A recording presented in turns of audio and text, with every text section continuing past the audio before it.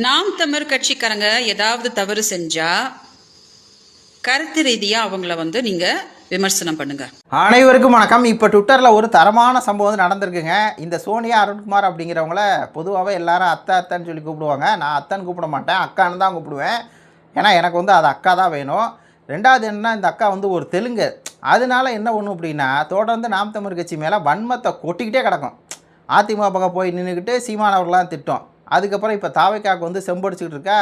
இப்போது நாம் தமிழ் கட்சிக்காரங்க அண்ணன் சீமான் அவர்கள், சாட்டை துருமன் அவர்கள் எல்லாம் தாவைக்கா வந்து விமர்சனம் பண்ணுறோமா, இதுக்கு பதில் விமர்சனம் வைக்க துப்பு இல்லாமல் இந்த சோனியா என்ன பண்ணுன்னா, அண்ணன் சீமான் அவருடைய தனிப்பட்ட ரீதியாக விஜயலட்சுமி அக்கா வந்து அதை பேசிட்டாங்க, விஜயலட்சுமி அக்கா வந்து இதை பேசிட்டாங்க அப்படின்னு வீடியோ போட்டுருந்துச்சு. இன்றைக்கி அதே விஜயலட்சுமி இந்த சோனியா அருண்குமாரை காரி துப்பி வீடியோ போட்டு வச்சுருக்குது. அசிங்கப்பட்டாண்டா ஆட்டோ உட்கார அப்படிங்கிற மாதிரி. அதான் தாவேக்கா சோனியா அத்தையை கிழித்து எடுத்த விஜயலட்சுமி என்னையை வச்சு சீமானவர்களை கொச்சப்படுதான் நினச்சா தாவேக்கா கும்பலுக்கு வந்து எச்சரிக்கை வந்து கொடுத்துருக்காங்க. அது என்னென்னா, ஃபஸ்ட்டு இந்த ஒரு பதிவை பாருங்கள். அக்கா இப்படி யாரை திட்டுறாங்க, ஷார்ட்டையை திட்டும் வீடியோ வந்து போடுறாங்க. அப்போது விஜயலட்சுமி அவர்கள் இன்ஸ்டாகிராமில் ஒரு ஐடி ஓப்பன் பண்ணுறாங்க. அந்த ஐடியில் என்னென்னா, ஆனால் சாட்டை திரும்ப சமீபத்தில் இப்படியே விஜய் அவர்கள் மேலே பார்த்துட்டு உட்காந்துருக்காரு, இப்படி உட்காந்துருக்காரு அப்படிங்கிற ஒரு வீடியோ அது சம்பவம்லாம் போயிட்டு இருந்துச்சு. அதுக்கு ஒரு கருத்தை வந்து விஜயலட்சுமி பதிவு பண்ணுறாங்க. இந்த மாதிரி விஜய் அவர்களை வந்து விமர்சனம் பண்ணுறாங்க. விஜய் அவர்கள் ஒரே இடத்துல இப்படி உட்காந்துருக்காரு, என்னாலாம் அப்படி 5 நிமிஷத்துக்கு மேலே உட்கார முடியாதுன்னு சொல்கிறாங்க. அப்போ சட்டமன்றத்தில் குச்சிப்புடி கரகாட்டம் நடனமாக ஆட முடியும், அப்படி தான் உட்கார முடியும். உங்களை நாம் தமிழ் கட்சியை வந்து தோக்கடிச்சது சரிதான், மக்கள் வந்து முட்டாள்கள் இல்லை, விஜய்கிட்ட ஆட்சி கொடுத்துட்டாங்கன்னு ஒரு விமர்சன வீடியோ போடுறாங்க. உடனே அதை எடுத்துகிட்டு சோனியா இது வந்து போடுது. ரைட்டு. அடுத்து விஜயக்கா 100 செபஸ்டின் சைமன் சைபர். விஜயக்கா 100, செபஸ்டின் சைமன் 100 0, விஜயக்கா 100ன்னு ஒரு பதிவு போடுது. என்னென்னா, நம்ம விஜயலட்சுமி அவர்கள் வந்து தன்னுடைய கேஸு இதை வந்து வெளியிட்டிருக்காங்க. பக்கத்துலேயே வந்தால் விஜயலட்சுமியுடன் சீமான் பகிரங்க மன்னிப்பு அப்படின்னா அதர்மா மனோஜ் போட்ட வீடியோ போட்டுட்டு விஜய் அக்கா வந்து 100, செபஸ்டின் சைமன் வந்து 0. இதெல்லாம் இப்போது இந்த வழக்கு முடிஞ்சு எப்போயோ முடிஞ்சிருச்சு. ஆனாலும் இப்போ போட்டிருக்காங்க இந்த சோனியா. ஏன்னா சீமான் அவர்களை பேச்சுக்கு பதில் சொல்ல முடியாமல் இப்படி தனிப்பட்ட ரீதியில் விஜயலட்சுமி அவர்களை வச்சே இது பதிவு போடுது.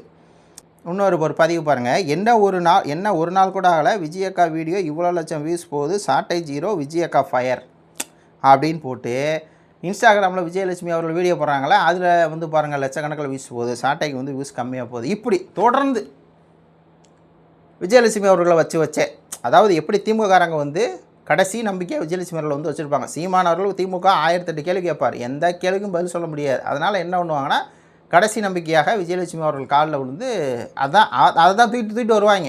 இந்த அதர்ம மனோஜ், யூடியூப் போட்டஸு, அப்புறம் இந்த திமுகவுடைய வாடகை வாய்கள் ஊர்பட்ட பேர் இருக்காங்கல்ல, அவங்க எல்லாம் அதே ஒரு வேலை, அதே மாதிரி இருக்க ஒரு தாவேக்காவுடைய வாடகை வாய் தான் இந்த சோனியா அருண்குமார்.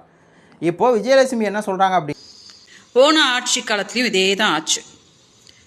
அதை பொதுவெளிக்கு எடுத்துகிட்டு வந்து மீண்டும் மீண்டும் சீமானியும் நாம் தமிழர் கட்சியும் கொச்சப்படுத்துறது எனக்கு பிடிக்கல. அதான் காரி துப்பியிருக்காங்க.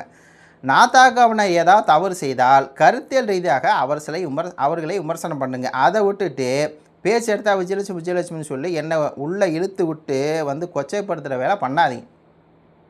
நாம் தமிழ் கட்சிக்காரன் தப்புன்னா அவனை கேள்வி கேளு. அதை விட்டு என்னையை உள்ளே இழுத்துட்டு என்னையை வந்து கொச்சப்படுத்தாதான்ட்டு சொல்கிறாங்க. போன ஆட்சியில் இதே நடந்துச்சு. அதை பொதுவெளியில் கொண்டு வந்து மீண்டும் கொச்சைப்படுத்துவது எனக்கு பிடிக்கலைன்னு சொல்லி காரி துப்பிட்டாங்க. இந்த சோனியா அருண்குமார் என்ன ஓவராக வந்து ஆடாதீங்க. அந்த வழக்கே முடிஞ்சிருச்சு. விஜயலட்சுமி அவர்களுக்கும் சீமான் அவர்களுக்கு அந்த வழக்கே முடிஞ்சு போச்சு.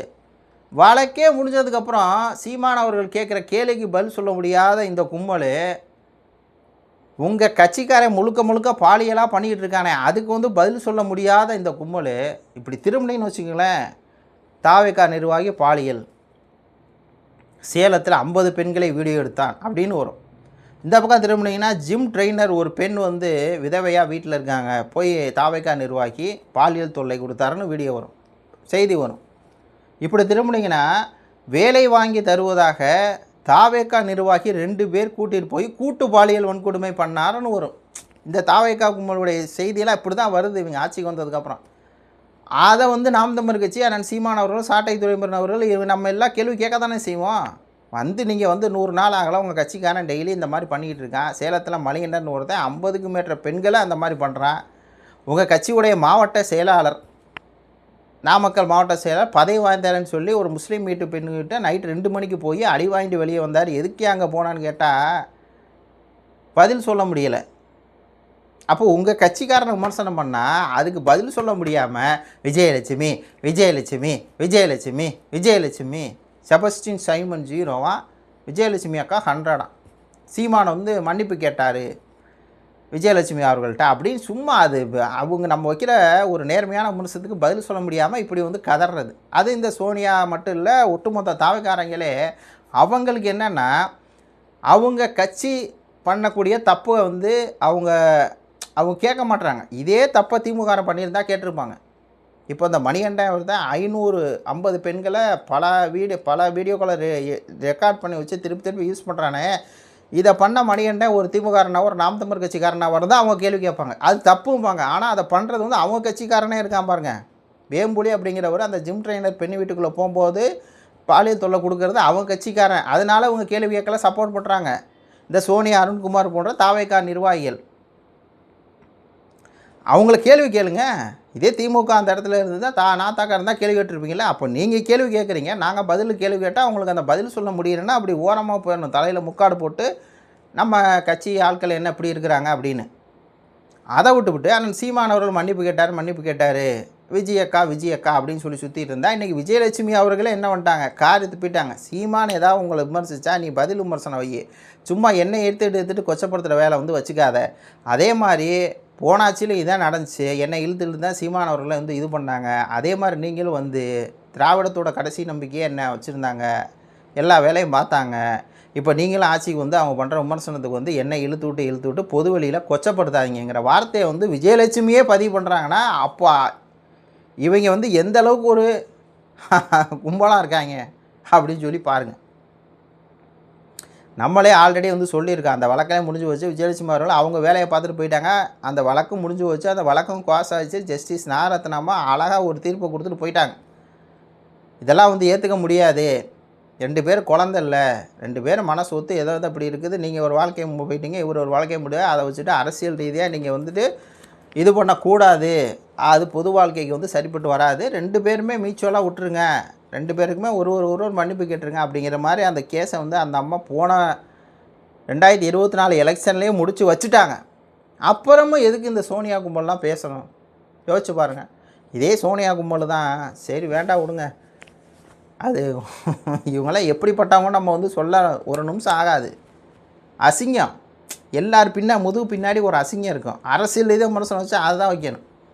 இவங்க எங்கெங்கே வந்து எந்தெந்த மாதிரியான தாவேக்கால ஆட்களை வந்து இது பண்ண காசு கீஸு எல்லா ஃப்ராடு வேலையும் பார்த்துப்புட்டு ஊரில் நல்ல மாதிரி ஒரு வேஷத்தை போட்டுக்கிட்டு அடுத்தவனை வந்து கேள்வி கேட்குறது, அதுதான் அவங்களுடைய வேலையாக இருக்குது.